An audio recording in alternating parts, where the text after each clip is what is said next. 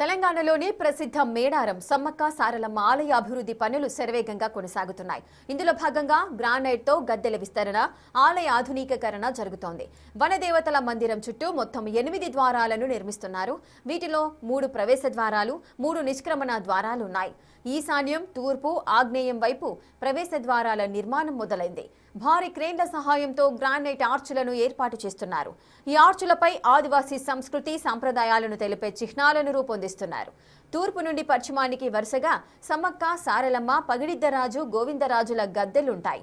పగిడిద్దరాజు, గోవిందరాజుల నూతన గద్దెల నిర్మాణం చివరి దశకు చేరుకుంది. ఆలయ పునర్నిర్మాణం మరో నెల రోజుల్లో పూర్తి కానుంది. మరిన్ని వివరాలు మా ప్రతినిధి వేణు అందిస్తారు. మేడారం సమ్మక్క సారలమ్మ తల్లుల ప్రధాన దేవాలయ ఆధునీకరణ పనులు యుద్ధ ప్రాతిపదికన కొనసాగుతున్నాయి. ప్రస్తుతము గ్రానైట్తో ఈ ఆలయాన్ని మొత్తంగా సర్వాంగ సుందరంగా ఆదివాసీ కళలకు కొట్టొచ్చే విధంగా ఈ యొక్క ప్రధాన ఆర్చుల నిర్మాణం పూర్తయింది. ప్రస్తుతము ఆ ఆర్చులను ఆ పిల్లర్ల వద్ద నిలబెడుతున్నటువంటి ప్రక్రియ అయితే యుద్ధ ప్రాతిపదికన కొనసాగుతుంది. ఒకసారి మనం చూస్తే ఈ యొక్క ఆర్చ్ సంబంధించి దాదాపు 2 రోజుల నుంచి కూడా దీన్ని ఆర్చులను సెట్ చేస్తున్నటువంటి సిచ్యువేషన్. సో ఆ ఆర్చులపై, ఆ గ్రానైట్తో ఉన్నటువంటి ఆర్చులపై ఆదివాసీ కళలను ప్రతిబింబించేటువంటి చిహ్నాలను కూడా చెక్కడం జరిగింది. సో పనులైతే భారీ క్రేన్ల సహాయంతో యుద్ధ ప్రాతిపదికన డిసెంబర్ చివరి వారకల్లా కంప్లీట్ చేసేందుకు వర్క్స్ అయితే కొనసాగుతున్నాయి. 3 షిఫ్ట్ లోపల వర్కర్లు ఇక్కడ పనులు కొనసాగిస్తున్నారు. సో అట్లాంటి ఆర్చులు ఇది తూర్పు ద్వారం, తూర్పు నుంచి వచ్చేటువంటి ప్రధానమైనటువంటి ఆర్చ్. ఇది మొత్తంగా 3 ఎంట్రీ ఆర్చులు, అదేవిధంగా 3 ఎగ్జిట్లు, ఇవి 6 ప్రధానమైనటువంటి ఆర్చులు నిర్మాణం జరుగుతుంది. ఈశాన్యం వైపున ఒక పెద్ద ఆర్చు, అదేవిధంగా తూర్పు వైపున ప్రస్తుతం నిర్మాణం అవుతున్నటువంటి ఆర్చు, దాంతోపాటుగా ఆగ్నేయం వైపున 3 ఆర్చులు ఉంటాయి. ఇవి అన్నీ కూడా 3 ఆర్చులు ఎంట్రీ కోసం, అమ్మవారి దర్శనానికి ఎంట్రీ కోసం ఈ 3 ఆర్చులు ఉంటాయి. ఆ తర్వాత పడమర వైపున ఎగ్జిట్ సంబంధించిన ఆర్చ్ ఉంటుంది, నైరుతి వైపున మరొక ఆర్చ్ ఉంటుంది, అదేవిధంగా వాయువ్యం వైపున 3 ఆర్చులు. సో ఈ 3 నుంచి ఎంట్రీ ఉంటుంది, 3 నుంచి ఎగ్జిట్ ఉంటుంది. ఆ తర్వాత ఉత్తరానికి దక్షిణానికి కూడా 2 ఆర్చ్ నిర్మాణం. సో మనం ఒకసారి చూడవచ్చు ఇక్కడ నిర్మాణము.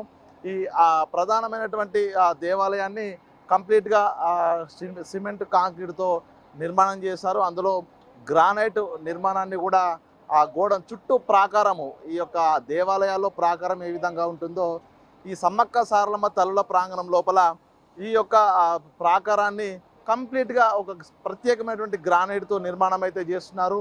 సో ఆ గ్రానైట్ ప్రాకారానికి, అదేవిధంగా తల్లుల గద్దెలకు మధ్యలో దాదాపు 12 ఫీట్ల గ్యాప్తో మరొకసారి ఈ సిమెంట్తో మరో గోడ నిర్మాణం చేస్తున్నారు. సో అంటే భారీగా వచ్చేటువంటి భక్తులు ఆ మార్గం గుండా ఆ తల్లుల గద్దె వద్దకు వచ్చేందుకు ఏర్పడిస్తారు. ఒకసారి మనం ఆర్చులకు సంబంధించినటువంటి సెటిల్ చేస్తున్నటువంటి పరిస్థితి. దాంతోపాటుగా ఈ ఏరియా అంతా కూడా, ఈ ప్రాకారం అంతా కూడా కంప్లీట్గా గ్రానైట్తో దాదాపు 1000 ఇళ్లకు పైగా ఈ యొక్క నిర్మాణం చెక్కు చెదరకుండా ఉండేందుకు, డ్యామేజ్ లేకుండా, కాలం గడుస్తున్న కొద్దీ కూడా ఎటువంటి డ్యామేజ్ లేకుండా ఉండేందుకు ప్రధానంగా గ్రానైట్ నిర్మాణంతోనే ఈ ప్రాకారం కంప్లీట్ అయితే చేస్తున్నారు. సో మనం నిర్మాణం పూర్తి బేస్మెంటు, దీనికి సంబంధించినటువంటి పునాదులు అయితే కంప్లీట్ అయింది. ప్రస్తుతానికి అందులో ఈ గ్రానైట్ నిర్మాణాలు, అందులో దాన్ని సెట్ చేయడము, దానికి సంబంధించి ఫిక్సింగ్ అయితే కొనసాగుతుంది. ఒక్కసారి మనం ఈ ఆర్చులను ఒకసారి పరిశీలిస్తే గతంలో ఎన్నడూ లేని విధంగా సమ్మక్క సారలమ్మ తల్లుల ప్రాంగణం అంటేనే ఈ యొక్క గిరిజనులకు ప్రత్యేకమైనది. ఈ యొక్క గిరిజన వనదేవతలు ప్రస్తుతం సకల జనుల దేవతలుగా మారినా కూడా కాలక్రమంలో వనదేవతలు జనదేవతలుగా మారిపోయిన పరిస్థితి. అంటే ఈ గిరిజన సాంప్రదాయము వచ్చేటువంటి తరాలకు తెలియచెప్పే విధంగా ప్రత్యేకంగా ఈ ఆర్చుల మీద మనం చూడొచ్చు. ఈ యొక్క ఆదివాసీలు పూర్తిగా అడవితో మమేకమై ఉంటారు, ఆ ప్రకృతితో మమేకమై ఉంటారు. దాన్ని చూపించే విధంగా కూడా ఎగువన పూర్తిగా వీళ్ళకి వెదురు బొంగులు, కంకవనం, అది సమ్మక్క సారలమ్మ తల్లులకు ప్రత్యేకతము కంకవనము. ఆ తర్వాత పక్షులు, జంతువులు, నెమళ్ళు, వీళ్ళకి సంబంధించి ఆచార సాంప్రదాయాలు, చివరగా ఈ యొక్క గుస్సాది నృత్యము. సో ఈ ఆదివాసీ లోపల ఒక ప్రత్యేకమైనటువంటి గుస్సాది నృత్యం. ఆ గుస్సాది నృత్యం చేస్తున్నటువంటి ఆ చిహ్నాలు ఈ గ్రానైట్లపై చెక్కి ఒక ప్రత్యేకత. అసలు ఈ యొక్క ఆదివాసీల జాతర అంటేనే గిరిజనుల కళలకు, గిరిజనులకు ప్రత్యేకమైనటువంటిది.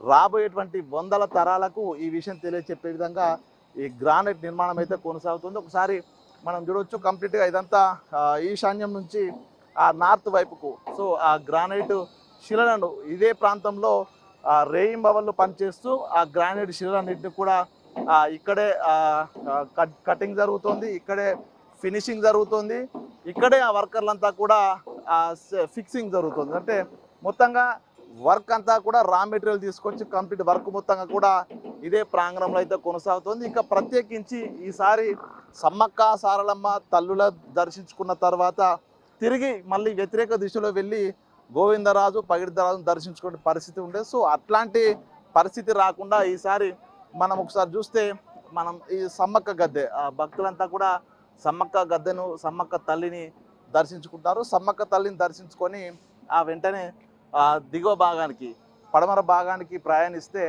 తిరిగి సారలమ్మ తల్లి ప్రాంగణం వస్తుంది. ఆ తర్వాత సమ్మక్క సారలమ్మ తల్లిని దర్శించుకున్న తర్వాత మళ్ళీ తిరిగి పగిడిద్దరాజు గోవిందరాజుల దగ్గరికి రావాల్సి వస్తుంది. సో అట్లాంటి అందులో వచ్చేటువంటి భక్తులకు రద్దీ కానీ ఇబ్బంది కానీ కలగకుండా ఒకే సరళ రేఖ మార్గం లోపల సమ్మక్క తల్లి, సారలమ్మ తల్లి, పగిడిద్దరాజు, గోవిందరాజు, సో ఈ నలుగురు ఒకే సరళ రేఖలో ఉండి భక్తులు ప్రధాన ఆర్చ్ గుండా ఇందులోకి ఎంట్రీ అయిన భక్తులు వరుసగా వీళ్ళని దర్శించుకొని 3 నిష్క్రమణ ద్వారాల బయటికి వెళ్ళే ఏర్పాట్లు. సో ఇక్కడ ప్రత్యేకించి ఈ యొక్క ఆధునీకరణ కూడా ఒక ప్రత్యేక శైలి అయితే అనుసరిస్తున్నారు. ఇది మనం చూడొచ్చు, ఇది గ్రానైట్, భారీ వాల్స్కు సంబంధించినటువంటి గ్రానైట్. అదేవిధంగా ఈ తల్లుల చుట్టూ ఈసారి ఫెన్సింగ్, ఐరన్ ఫెన్సింగ్ ఉండేది, దాని స్థానం లోపల గ్రానైట్తో కూడినటువంటి ఈ ప్రత్యేక శిలలతో చెక్కినటువంటి ఈ ఒక గ్రానైట్ స్తంభాలను అమ్మవార్ల గద్దెల చుట్టూ కూడా రైలింగ్ లాగా ఏర్పాటు చేస్తారు. సో దీనిపై కూడా పూర్తిగా మనం ఒకసారి చూడవచ్చు, ఆదివాసులకు సంబంధించినటువంటి ప్రతి ఒక్క కళ, వాళ్ళు ఉపయోగించేటువంటి నిత్యావసర సరుకులు, వాళ్ళ ఉపాధి, వాళ్ళ వృత్తి, వాళ్ళు మమేకమైనటువంటి ప్రకృతికి సంబంధించినటువంటి చిహ్నాలు, ఇవన్నీ కూడా ఆదివాసీల సంస్కృతికి చిహ్నాలుగా ఈ యొక్క గ్రానైట్తో నిర్మాణం అయితే జరుగుతుంది. ఇక ప్రస్తుతము సమ్మక్క సారలమ్మ తల్లుల చుట్టూ ఆ ఐరన్ రైలింగ్ స్థానం లోపల ఈ యొక్క గ్రానైట్ రైలింగ్ ఏర్పాటు చేసేందుకు ప్రస్తుతము ఏర్పాట్లు చివరి దశకైతే చేరుకున్నాయి. సో వీటన్నిటిని అమ్మవార్ల చుట్టూ ఏర్పాటు చేసి దాదాపు కొన్ని సంవత్సరాల పాటు, 100 ఏళ్ల పాటు కూడా ఎటువంటి డ్యామేజ్ లేకుండా ఉండేందుకు ప్రస్తుతం గ్రానైట్తో ఆధునీకరణ పనులు, విస్తరణ పనులు అయితే కొనసాగుతున్నాయి.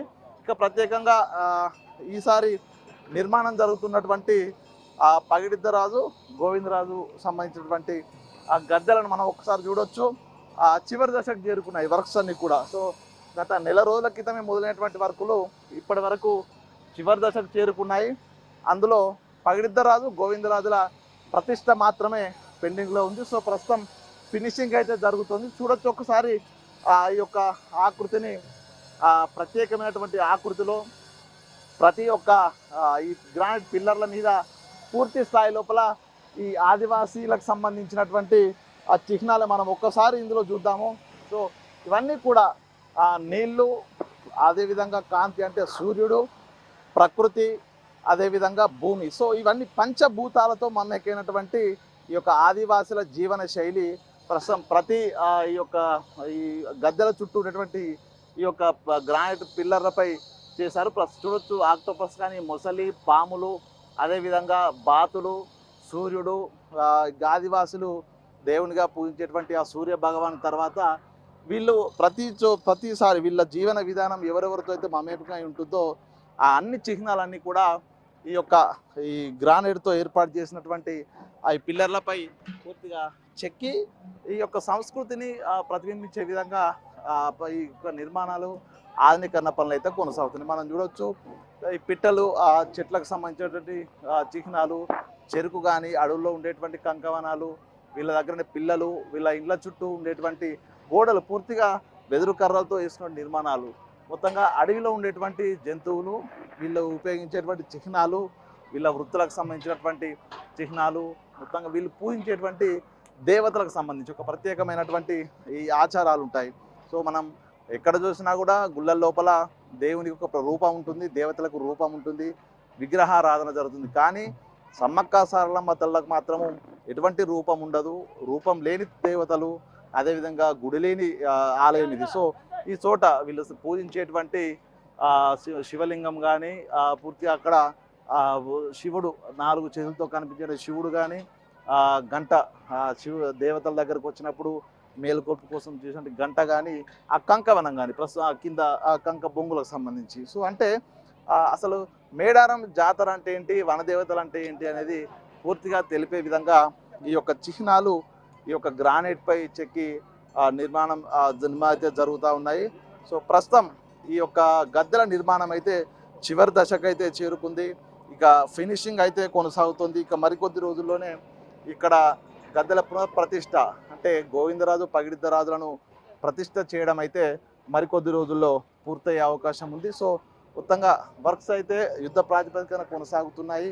ఈ విధంగా ఒక కొత్త రూపు వచ్చే విధంగా మేడారం వనదేవతల ప్రధాన ఆలయ ప్రాంగణము నిత్య నూతనంగా అనిపించబోతోంది.